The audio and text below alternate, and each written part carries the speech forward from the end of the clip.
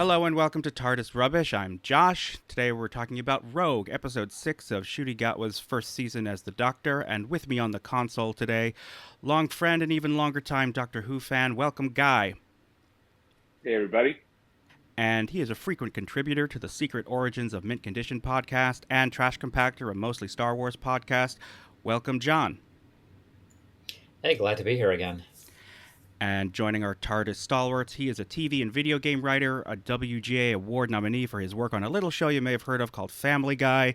You could hear him as Travis, a companion to the Doctor, and later as an incarnation of the Doctor himself on 5 seasons of the Game of Rassilon podcast. I'm extremely excited to welcome Dan.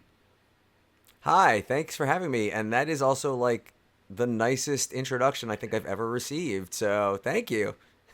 It's all downhill from here, trust me. So Dan, we have a tradition here at TARDIS Rubbish. When someone makes their first appearance on the show, we ask them who their favorite Doctor is for sort of calibration purposes, so we know where they're coming from. So Dan, who is your favorite Doctor? I know it's the populist answer, but I am such a David Tennant fanboy that I think Michael Sheen and I would get along like smashingly. So I will say David Tennant. I will say Ncuti is already like in a foot race towards the top, especially after this episode. But DT is my guy. I gotta. Nothing wrong with that. I think every favorite Doctor poll conducted in the last, 10 or 15 years would agree with you. Though I have to ask, 10 or 14?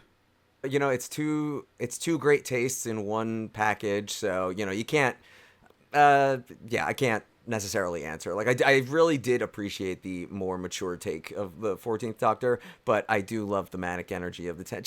I'm just saying David Tennant. Like, that's why I said David Tennant and not 10 or 14, okay? Fair enough. I thought I could get you on a technicality there, but no, you're right. All right, so let's start with our overall thoughts on Rogue. John, let's start with you. All right, so what's difficult is when your own reaction shifts day by day to the episode you watched. So this is my opinion this hour of this day, as it stands. I liked the episode. I give it a 7.5 out of 10. I can't quite give it an 8.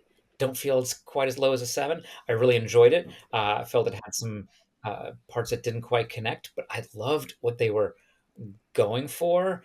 And I'll admit I've not watched Bridgerton myself. I'm well aware of it. I've watched trailers. I love period pieces. I was totally ready for a period piece on this, but knowing what the vibe of Bridgerton was going in, I said, "Oh, this is going to be something."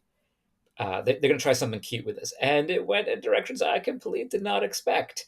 We got a oh, should I just go in and say this? Yeah, I'm just going to do it. We got a cheaper Jack Harkness. Like, Rogue is not quite Captain Jack, and I know it's like, oh, we're comparing the gay to the gay, but bounty hunter out there doing their own thing, have their own ship, may or may not be able to time travel, whatever that is. Like, there's a lot of parallels here, and I enjoyed it, but I couldn't help but being brought back to like, oh, this is sort of like Captain Jack, but nonetheless really fun. Episode was a little bit forced in aspects. The first aspect of romance in the Doctor, a little bit awkward. I think that could have been definitely handled a little bit better. But I'm taking this episode as fanfic. The episode's about cosplay. It's about bird shapeshifters cosplaying as humans. I love that concept so much. I think it's silly, fun, scary, all of it, that we typically get from Doctor Who. But this is based on like what I saw. This episode feels like fan fiction. It just we happen to get it in the actual run of the show. So that's my take on it. And looking at it from that, I really enjoy it.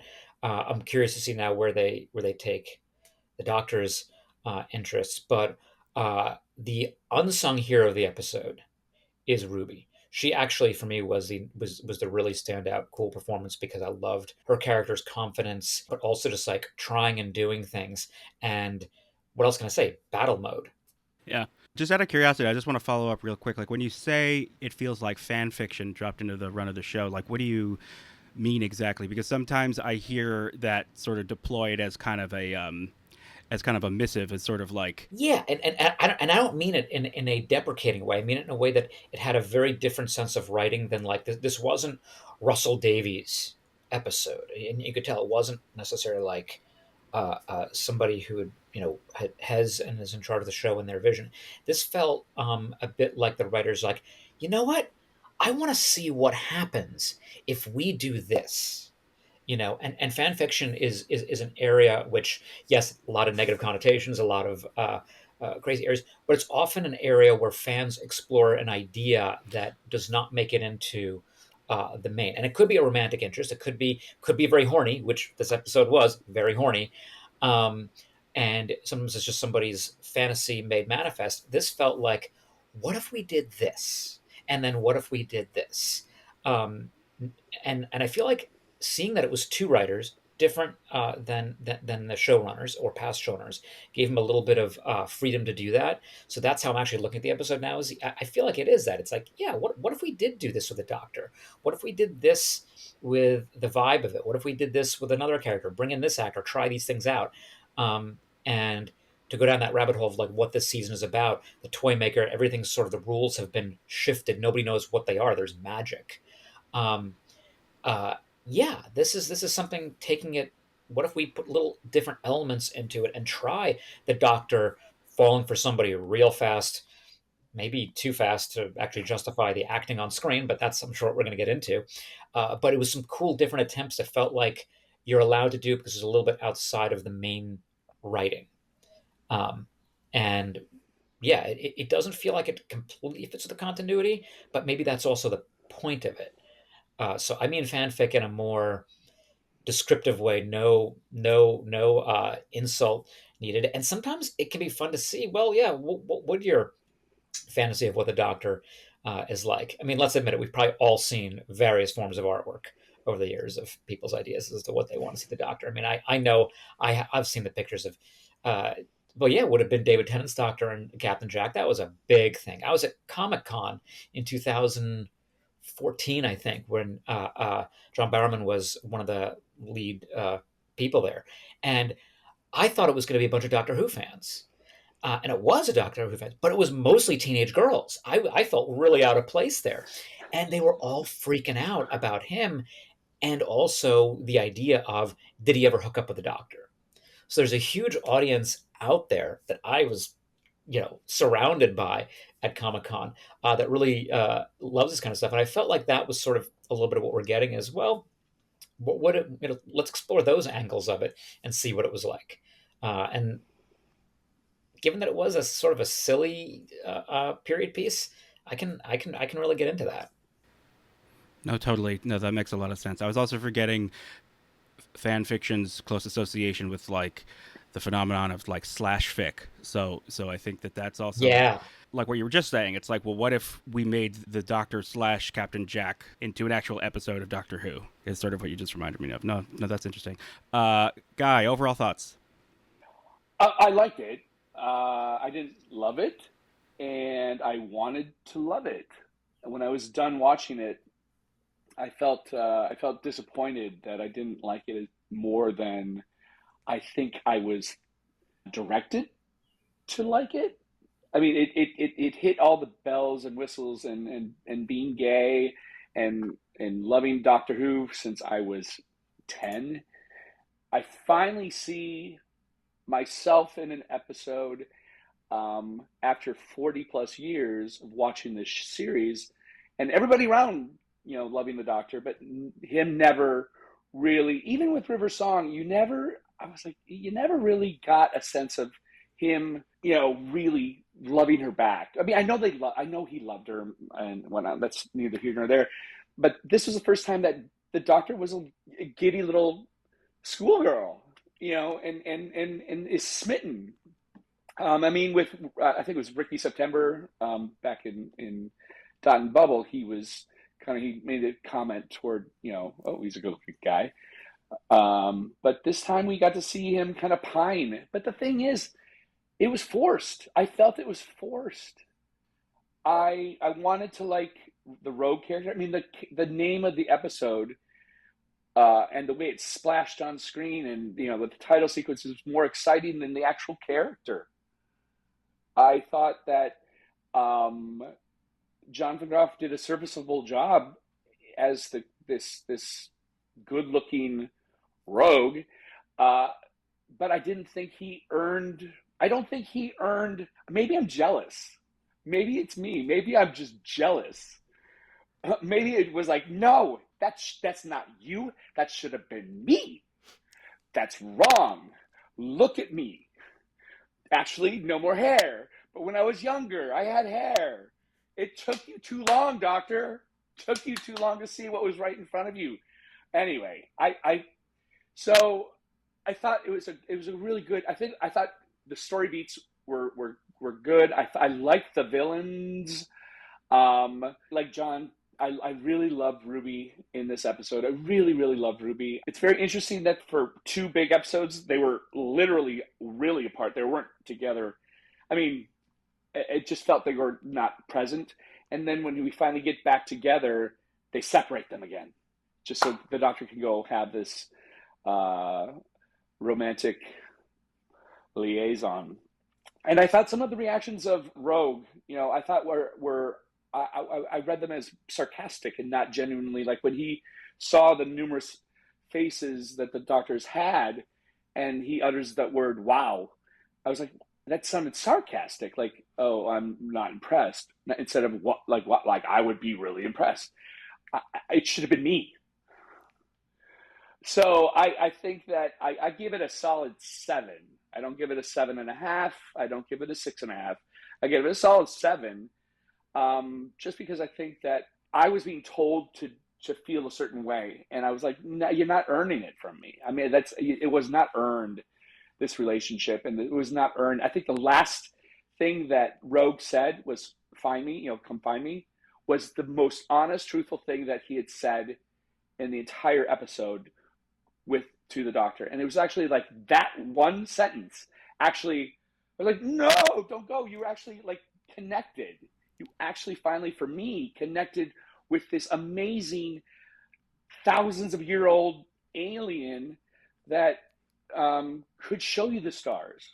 So that's my take. My thoughts tend to align with yours, but Dan, overall thoughts on Rogue? So I will say, going into the episode, it's not that I wasn't anticipating the episode. I would say it was maybe a little bit less so, just because I haven't watched Bridgerton.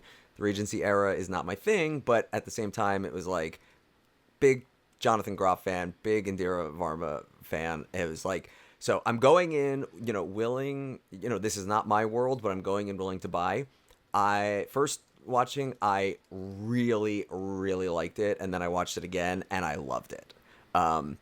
I think that the best way to view a lot of this episode, and I only just thought of this a few minutes ago, was the whole episode was a D&D one-shot. Like, the fact that we have the Dungeons & Dragons dice and the Rogue being the character's name, but the whole thing is it takes place in one location, and, it's very much... a lot of D&D games and things like that are often, well, I'm going to put my players in a situation that is a version of this story or that story.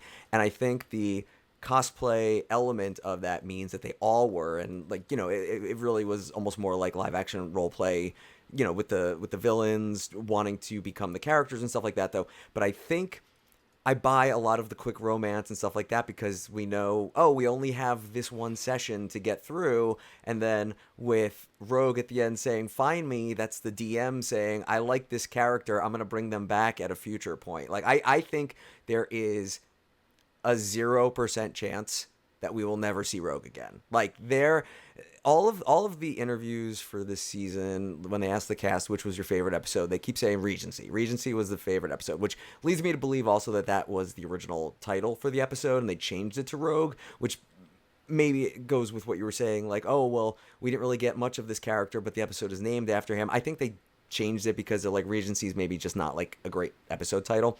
But it's that whole thing. It's like, we're in a mansion, everything's happened in one night, we have to figure out the mystery, the party splits, and when they come together is when you have the big boss battle kind of thing. But I loved it. I think that the casting of this season has been absolutely phenomenal through the roof. I think Ncuti is beyond. This episode was worth it alone for the gif of him dancing to the Kylie Minogue song. Like, just stuff like that, the interplay. I think Millie Gibson has now proven, like, beyond the shadow of a doubt, that she might be one of the best actresses to ever be a companion on Doctor Who. Like, she can carry entire episodes. She can carry, B plots, and that part where, like, they're separated for most of it and then they come together and they're talking over one another because they've each figured out the same mystery in a different way. Like, it's just so playful and heartwarming and true, and the Doctor calls her my best friend. It's just like, I loved it. I really did. There was a beauty to it, and like, I saw some people saying, oh, we finally got the on-screen, queer kiss that we didn't get with Jodie's Doctor and Yaz. But this is like the first romantic queer kiss that the Doctor's ever had. Like, there've been, like, just the joke, like, I'm gonna give you, like, a quick smooch type thing, and I'm straight as they come, and I was like, yes, yeah, they're doing it. Like, good for them. I love it. And like, I think watching it the second time, when you know who Rogue is and who are the villains. I keep forgetting the name of the shape-shifting alien, so I apologize for that. But, like, when you know who is what and you can follow it, it's like, yeah, this is really, like, densely layered, and the Doctor is completely caught off guard, and Rogue even at one point says flustered is a good look on you. And I think, yeah, the Doctor finding themselves in a situation where, oh yeah, we're here just to have a good time. Okay, yeah, I'm used to going places and things go sideways and aliens and monsters show up, but this is something I just was not expecting, and the chemistry between the two of them was incredible. Although I will say, when he was egging on Rogue to, like, say something and he couldn't say anything, it was like, well, you're a D&D player. You know how to improvise. Say something here. And the proposal, it was great for the scandal effort, and I think that's why I bought it. Like, it was panicky dude behavior, like, will you marry me? Like, that was kind of it. But no, it was a blast. I loved the designs of the 5 unique bird people. My favorite was the bald blue guy with the really long eyebrows. Like, I weird on Doctor Who always works. Well, okay, maybe not always works, but has, like, a higher hit percentage. But yeah, I mean, again, I went into this episode knowing that it's not geared towards me, but look at this amazing time I had. No, that's phenomenal, and you're actually inspiring me to watch it again. I mean, I liked it. I thought it was a lot of fun. I thought the humor really landed. I thought the performances were stellar. I thought the conceit of the villains was really cool. I'm always a sucker for a good "the Doctor is a badass" moment where he reiterates that he's a Time Lord from Gallifrey, and there was a really awesome scene. Which, by the way, can we talk about how Richard E. Grant as the Scream of the Shaka Doctor is maybe now canon? I'm not sure. Yeah, that caught me by surprise. I perked up at that moment for sure. I actually started yelling at the TV. I'm like, what? I was watching it with the Rassilon folks, and we after the episode, we went back and we're like, okay, wait, did they miss anyone? What was the order? So we went through, like, frame by frame, like, Zapruder film, like, okay, wait, who's that? Wait, which Doctor is that? Oh, wait. And then we moved it a couple frames. Oh, it's Paul McGann. We just couldn't see his hair well in the shot. So it was just, yeah. I just love the whole, it's all true approach to Doctor Who that the show is endorsing. And I'm reminded actually of that line in, I think it was the Children in Need special with Davros and the Daleks. I forget what it was called. But David Tennant, as the 14th Doctor, had a line. He said something like, the walls of canon are rupturing or something. And it was, I thought it was like a tongue-in-cheek thing, but, maybe it was like a literal comment on the changing nature of the rules of the show. It's a very, like, head explosion sort of moment. But let's get right to the big stuff. The romance, the kiss, the pining on the part of the Doctor for Rogue. I think it's the first time we've seen the Doctor in sort of the pursuer mode. What do we all think about this?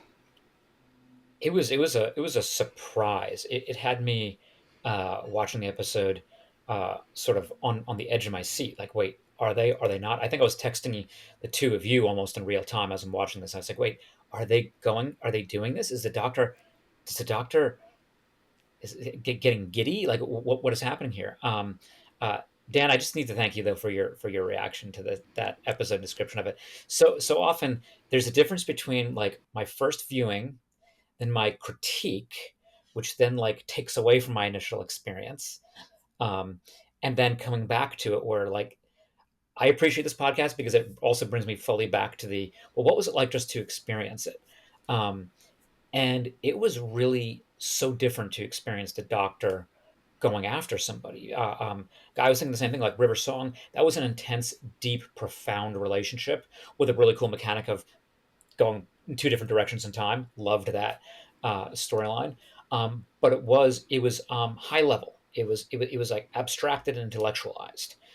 This was emotional. This was really just present, and I think that's because this doctor is meant to be younger, not just played by a younger actor, but I feel like when they introduced him as a character who, as a doctor who is sort of healed a bit, I feel like that also means that they're kind of coming back to I don't know, maybe an earlier version of themselves. I don't want to say more human. That's the only word I sort of have in my vocabulary for it, but more fully realized as a being, not just this all powerful again, sort of almost abstracted character.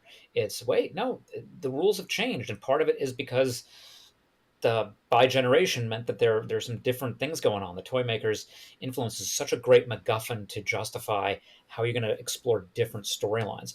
And this was, yeah, seeing him pining for somebody. And yes, Guy, it should have been you. It should have absolutely been you. Um, and maybe that's why I was not completely sold by Jonathan Groff, who I love too. I mean, King George, Hamilton, can't beat. That I just love him. Um, but it seemed like they were like writing it in the doctor falls for him and Ncuti did such a good job. You're like, oh my god, he's really falling for him.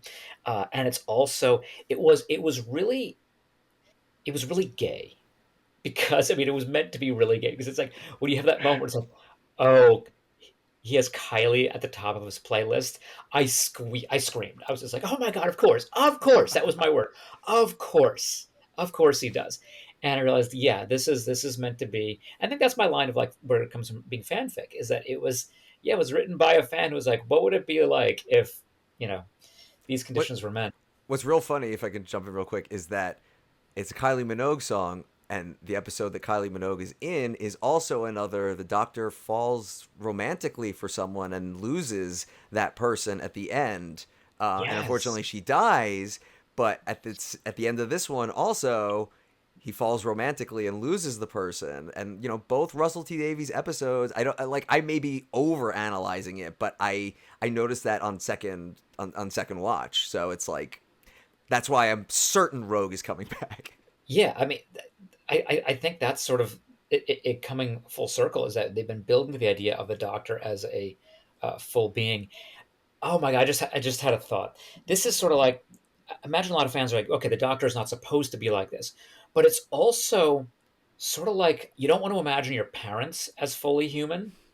I think a lot of people, it's like, no. I was conceived immaculately. Like that's just how that goes.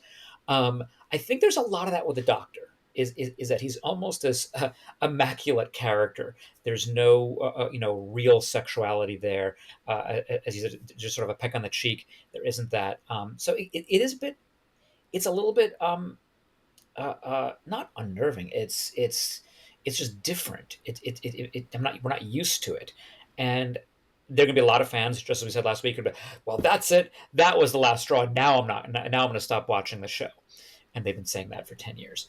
I think there would definitely be a level of discomfort with some people with that. I think it's a brilliant direction to go because I think Josh, you were saying earlier, or Dan, you were saying that the demographics look like they're getting a lot of younger uh, uh, watchers. Well, I think you need that. You need to start playing into like, oh, the Doctor is going to be more than just what we've explored for 60 years.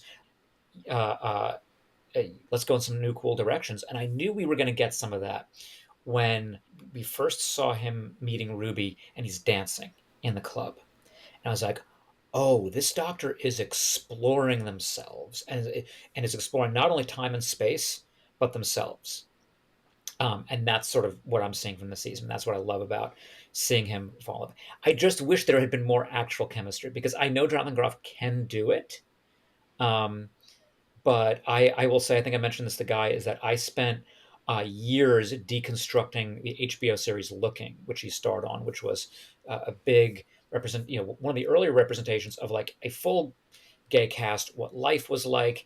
And of course, the gays watching the show, me and my friends, were all ripping it to shreds because like, whoa, that's not as good. We're funnier than they are in real life. And it's just funny because you give us what we want and we are going to critique the hell out of it. So you can't win with the gays. I own that. You can't please us until we finally come around and admit, well, yeah, actually that was really good. Any really harsh criticism I give here, take it with that in context. I'm just sad that the kiss wasn't as passionate It was a as TV kiss. That's why. it was an I Love Lucy separate beds kiss. Was it? There is a tenderness to it though. Like Yeah. I think one of them puts their hand on the other one's chest in like a real moment of like, oh, that's more than just like a stage kiss. There was, I felt Well, that. I like when Rogue wiped the tear with his thumb from the doctor's cheek. There was just, we're gonna lock lips and we're not moving. There's no head movement. We're just gonna press really hard and then we're gonna come away. There's no wetness. There's nothing. And it should have been me. With both of them. There's still time. There's still time. There's unlimited time. Yeah, I think of all the four of us, I think I have really kind of hit this episode harder than I really wanted to. I did like it. I wanted to like it more. Like John, you said, Dan, I wish I could see it through your eyes. I really, really, when listening to your description, I really wish I could see like the raw moments where for me it was like it could have been more. It could have been more fun. It could have been. You got a character with the name of Rogue that didn't act roguish. But it's definitely an affectation. Like I'm Yeah. very sure that like the driving force of him taking the name Rogue is from the partner that he lost, and it was their dice, and like he makes the joke roll for insight, but then the thing where he can't really improvise. Like I think that he maybe is doing it to honor the person that he lost, even though he's not really that roguish. It's like the connection to the person we lost. Well, I hope to see that spin-off series because I do think Groff is excellent and a wonderful actor and really hot. And so I could see where the doctor in his present form obviously is fine with commenting on other people, just specifically men and their looks. I just hearing that part makes me go, well, now I feel a little bit like bad that I've been bashing Rogue. I mean, he's probably trying to be the person who he lost. Well, it's the he's going through what the Doctor has gone through since 2005.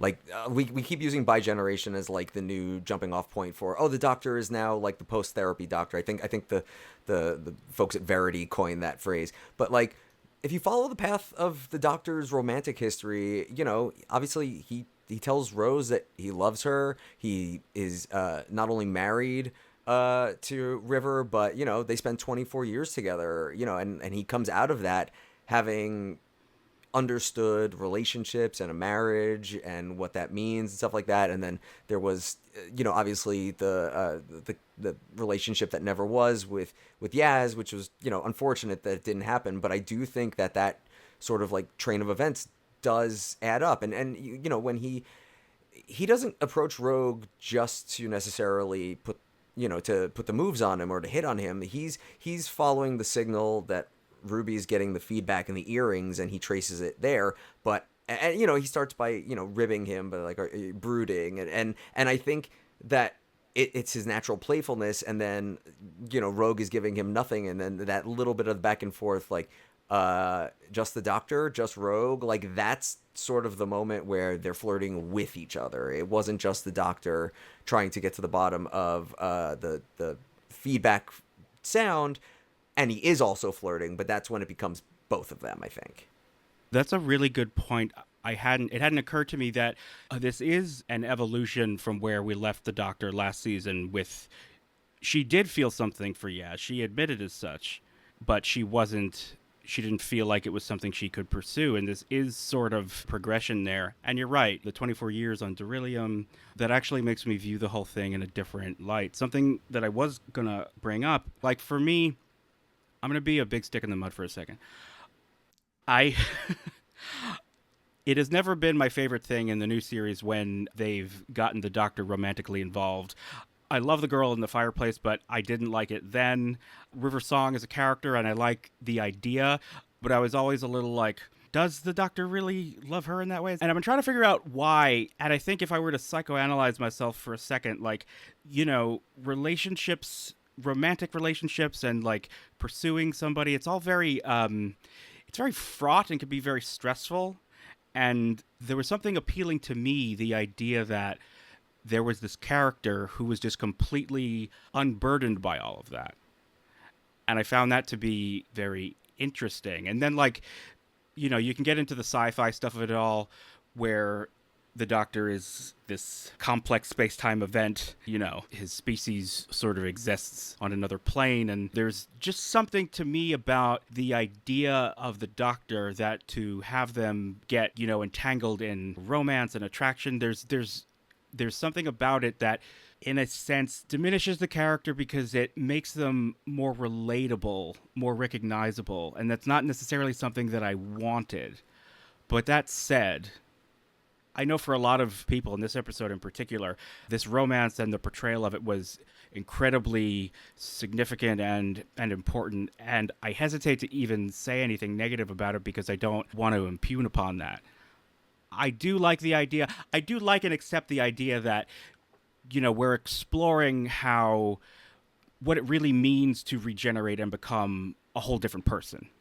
And there is something about this Doctor, like you were saying, John. This Doctor has healed. This Doctor is more youthful, more joyful, wears his hearts on his sleeve. Guy, I'll bring it up before you do. He cried again in this episode, which I don't think I would have clocked, except you kept mentioning it. So now every time it happens, I'm like, oh, Guy was right.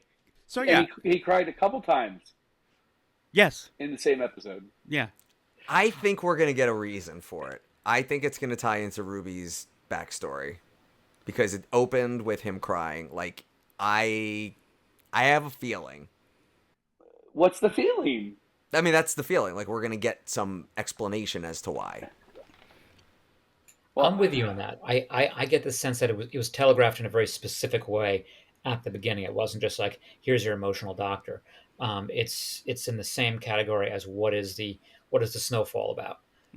There's something that's bringing something out of the Doctor or connecting the Doctor with that we weren't getting in previous versions, and that's what I think there's some mysteries. I can't believe there are only 2 episodes left. Mm-hmm. Like, I know. How much are they going? And I know the next 2 episodes I think are going to be sort of a 1-2 punch. I don't think we're getting any more filler episodes, or I should say, not filler, any one-shot campaigns. That also, Dan, flawless. Oh, thank you. That is exactly now what I'm going to refer to this episode as, because it really is.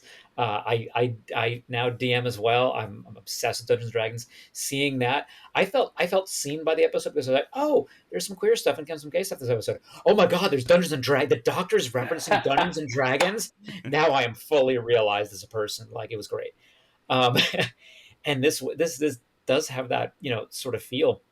And now I think we're going back into, the campaign's main story, if you will, and what is that going to be? I'm very excited for that, because usually that's where Russell Davies, tends to shine, is when he gets to make the big reveal. I mean, I remember not expecting when Doctor Who first came back, Bad Wolf to be something bigger. It was just sort of like, okay, that's a cool little thing there, and just having the build up to that was such a fun thing to have. And now we know that's part of the way TV's made now, and we certainly expect that from almost every season of Doctor Who. But I'm really getting anticipated, some like anticipatory anxiety, like, wait, what is this really going to be?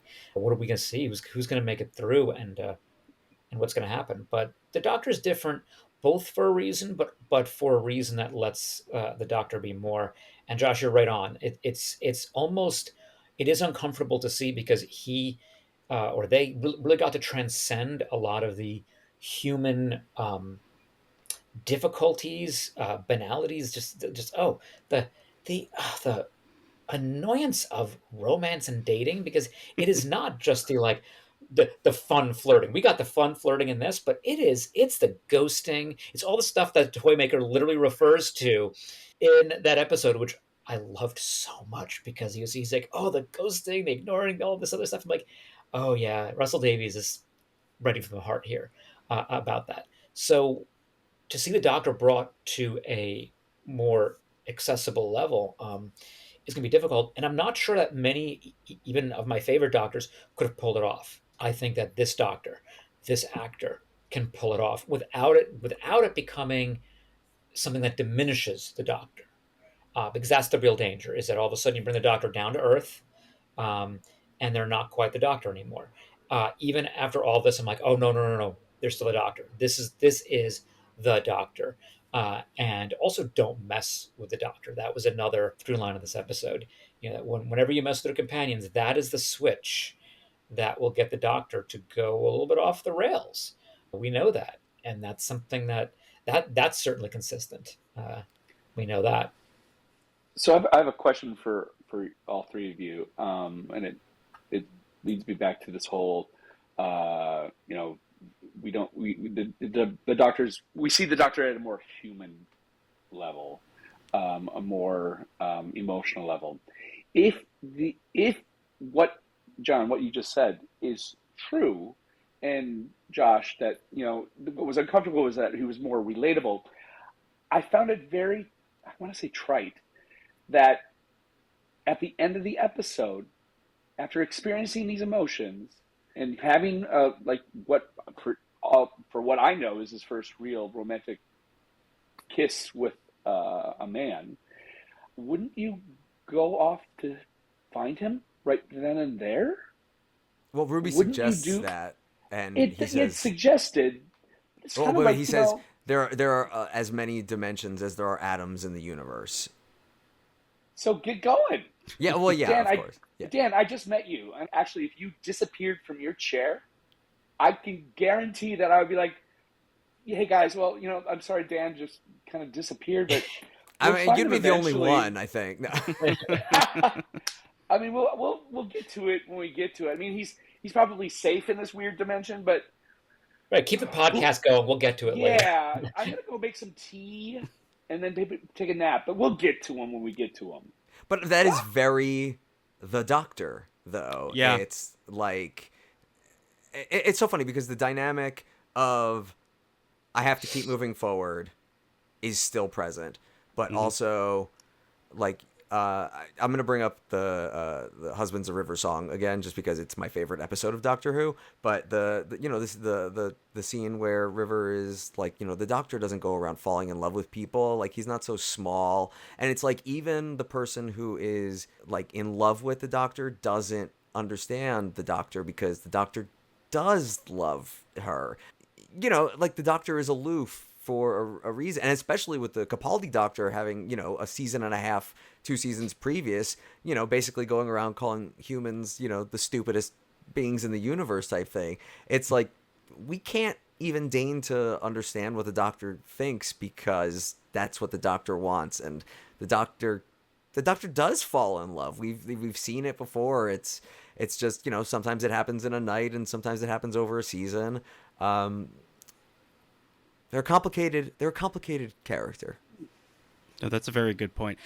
Though I will say that entire arc with Matt Smith, I thought that we got a little bit more with River Song a sense that the Doctor does have this deep well of romantic feelings, but doesn't know how to act on them. I felt that that was actually an area where the Doctor was not did not have mastery.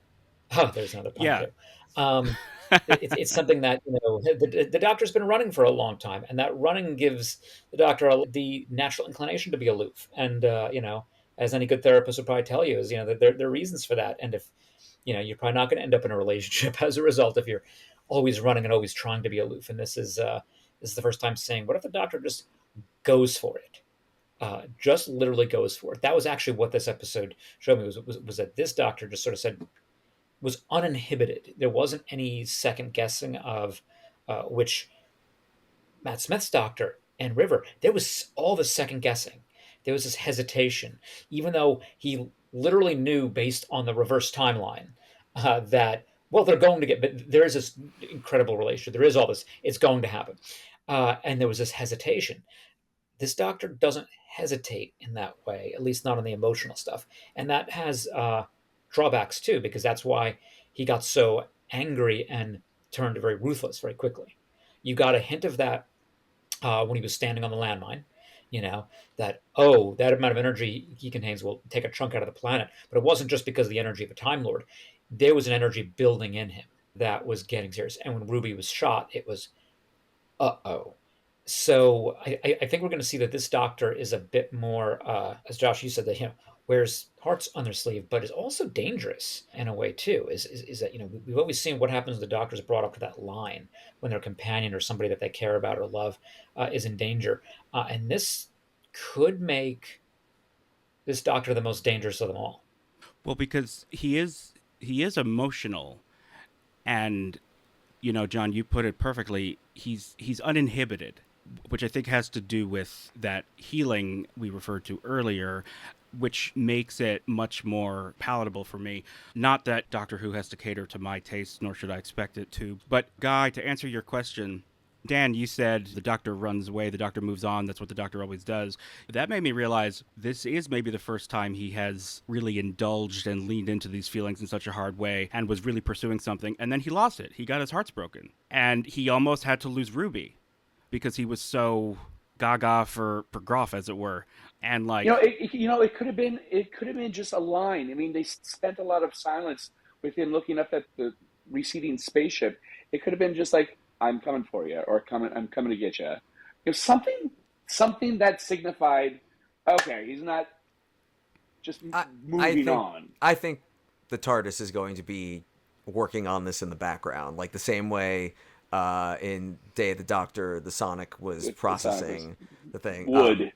But I was thinking Day of the Doctor also because of what was said before. It's like, Matt Smith's Doctor was second guessing the relationship with River, even though he knew how it ended. But also that was pre Day of the Doctor. He was still dealing with all the emotional, time war. Hadn't gotten the resolution yet. So, he was he.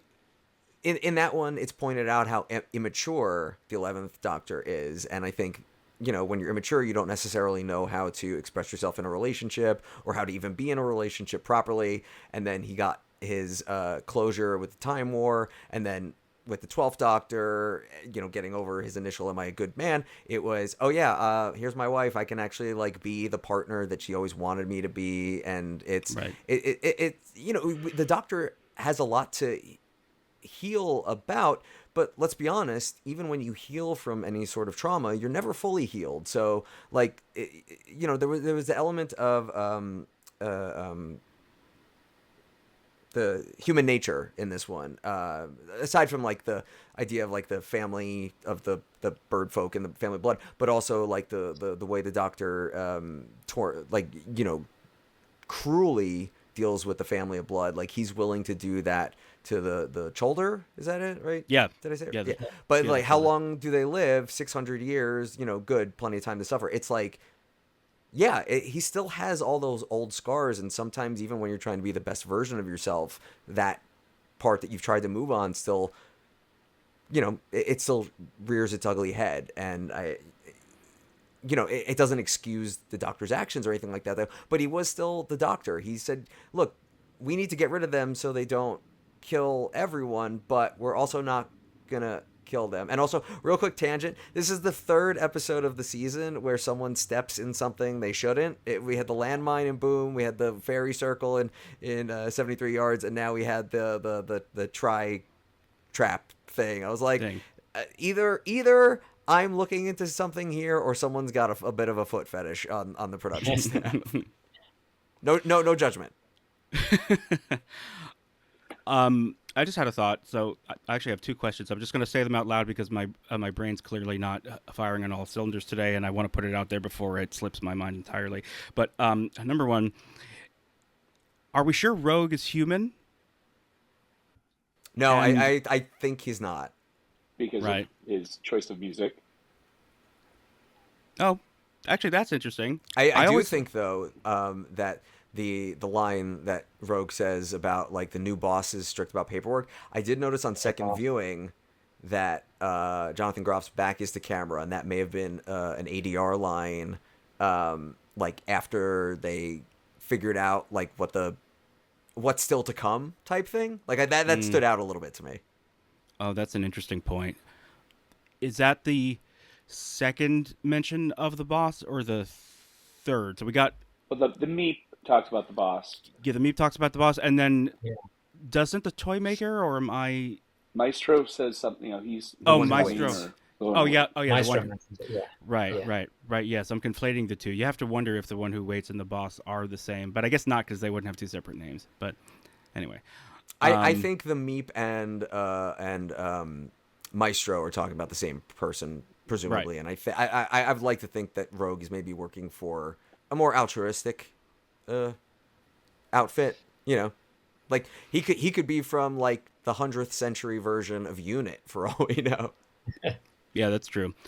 Another thing you made me think of, Guy, when you said, as far as you know, this is the first kiss the Doctor's had with a man. Something that I think has always been kind of wondered about is, has the Doctor ever had any romances off screen, even during the classic series, that we've just never seen? I mean, I know during Five's run, there was a lot of fan speculation about, the relationship between Peter Davison and his companions. Maybe they had some kind of a Turlo? polycule going on. I don't know who. All of them. Well, I yeah. always fantasized that I was Turlo in that Speedo, and he came rescued me. Sorry. This Doctor did say that he spent a hot summer with Houdini, so That's true. So I don't think this was his first time, which then goes against the theory I was about to put out, which is that he's sort of acting very much like somebody often does with their first. It can be their first gay experience. It can also be your first romantic experience. Is that your initial reaction is to sort of run away? You have that interaction, you've put yourself out there, and then you go, oh no, that was too much, and you go right back. And that's sort of a little bit of the vibe I got from this, is that, but more on the meta level of where the Doctor is like, oh, I'm getting hurt again, or I'm going to get hurt again, and I just got hurt thinking I was going to lose Ruby, and I think there's some avoidance in play here, and the Doctor's no stranger to avoidance. The Doctor is really, really good at that. So that's how I interpreted the not just jumping in and being like, okay, where am I going to find Rogue? It's that's happening in the background. There's going to be a plan within a plan on the Doctor, because that's the Doctor. But he's not putting it out in the forefront right now, because I don't think he wants to put it in the forefront. And Ruby's could be the one who's like, aren't you going to go after him? And I think she'll be the impetus to get a lot of things going. I think that's why the Doctor has companions in the first place. Is the companions get the Doctor to do the things that the Doctor knows either need to get done or that they want to do but don't have the ability to do on their own. Which is also really a beautiful way of like looking at a companion, is that you have somebody in your life who brings the things out of you that you can't do on your own, but then brings out the best ultimately.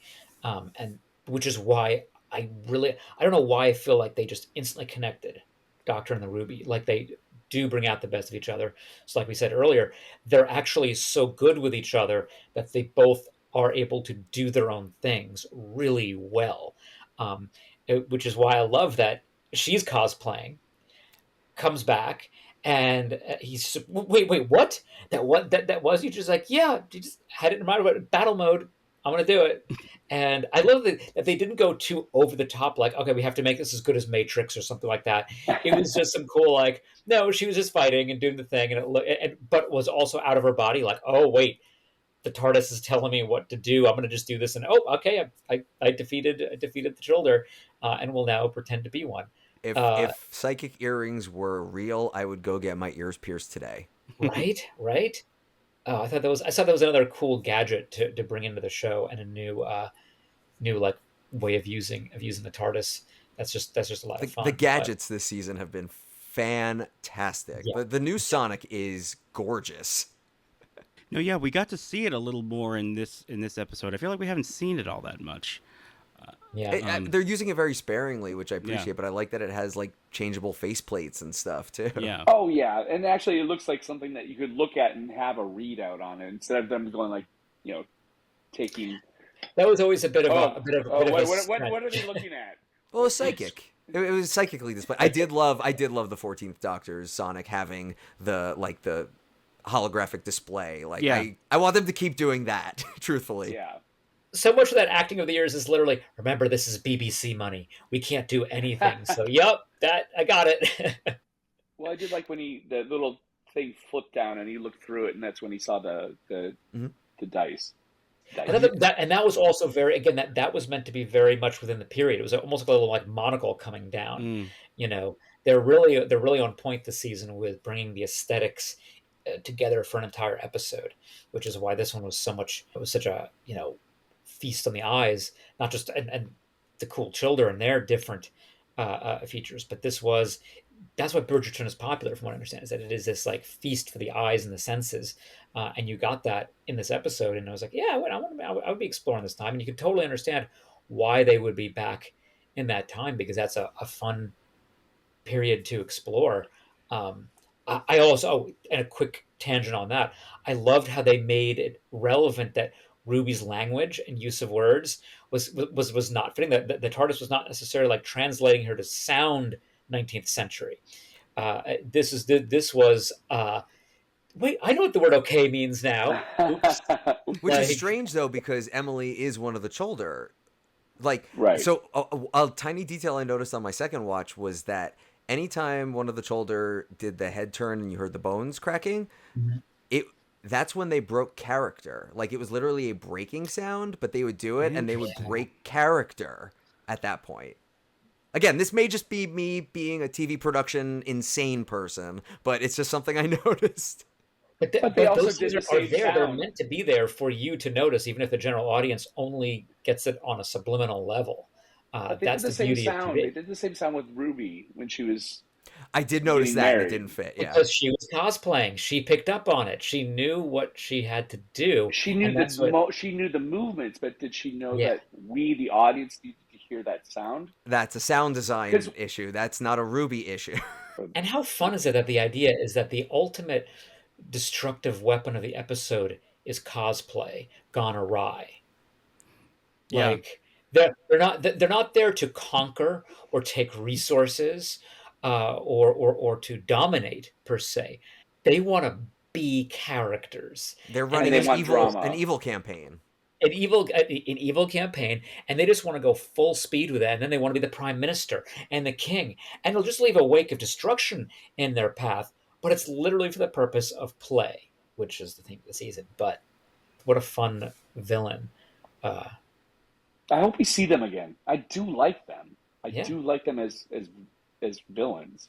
I hope they're not one-dimensional. Like, if they are brought back, I hope we see. It's kind of like the Slovene and Margaret. We finally got more depth to the Slovene. Later in the first, the Ninth Doctor's series. Boomtown. What episode was that? Boomtown. Thank you. Like, here's your story idea: do a Downton Abbey era episode, and have them cosplaying in that era. And just be like, oh, the cosplay aliens again. Like, they're just everywhere all the time. When do they ever get enough of it? Like, well, the ultimate would be for them to go to a sci-fi convention and have them cosplaying as the cosplayers. And no one thinks the Doctor is like the Doctor doesn't exist as a TV show in the show, but like the Doctor's being heroic, and they'll be like, "Stop it, you cosplayer! Just let these people play their game." Yeah. Brilliant. Do any of you have any thoughts or observations that you came into this wanting to say that you haven't yet? Well, I hope they bring Rogue back.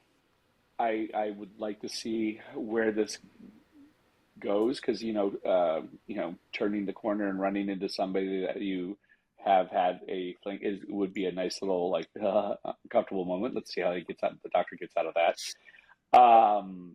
I have a deeper appreciation for the episode now that I've discussed with the three of you what you all saw and what I saw. I mean, it's a nice. It's a nice. I can sit here and say that. I mean, maybe I was being a little too harsh, and I would like to see. I have watched it twice, and I think that the third time will be The charm. And again, it should have been me. I don't disagree. I think it should have been you. I think that's my final thought. Talk about fan fiction. I love you, John. Ship me in that episode. Dang. Don't forget, they've already filmed the second season, so Rogue may have already returned. Well, he better return before this Doctor regenerates. Almost certainly to get their chemistry, and just he better to get more stop of it. smirking. That is going to be my critique of critiques, is that he needs to stop smirking in his return, because that's what you meant when he said like wow. It's because every line just had that little like smirk on it, which in the very beginning it was, oh, he's serious. Then it was just like, oh no, he's literally just trying to be serious. He's like a kid trying to be serious the whole time and about to break character. And I feel like now it has to be like, well, now you're spending time in an alternate dimension, and now you're gonna have to be a little more, probably a little more messed up, but ultimately pulled together. We'll see. But I did love when his facade drops when he walks into the TARDIS and you just hear the "Oh my God" from off screen. I loved that. That was so great because everybody's typical reaction is just like, oh my God, it's bigger on the inside. And his was just unbridled. Well, he even said transcendental dimension space. So, like, again, he's speaking the Doctor's love language at that point. Yeah, that's an excellent point. No, yeah, I don't think that was coincidence, like showing that he's on the Doctor's level. I think that they were aware of that, like, well, we need to make this someone who seems worthy of the Doctor's affection.